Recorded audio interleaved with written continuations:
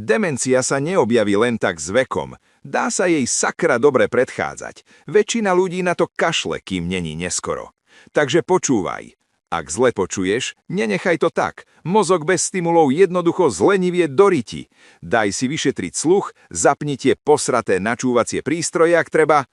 Spánok je druhá vec. Keď nespíš poriadne, mozog sa nestíha čistiť a to je cesta k prúseru. 7 až 9 hodín kvalitného spánku a nebudeš chodiť ako mŕtvola. Buď medzi ľuďmi, pretože samota je pomalá smrť pre nervy aj mozog. Nauč sa niečo nové, niečo, čo ti vyfúka pavučiny z hlavy, jazyk, gitara, čokoľvek.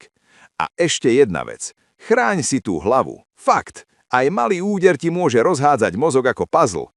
A čisté zuby. Tie tiež držia zápaly mimo mozgu. Takže kefka, nič, zubár. Mozog máš len jeden, neser naň. Sleduj ma, ak nechceš skončiť ako zabudnutý detko s pohárom vody v ruke.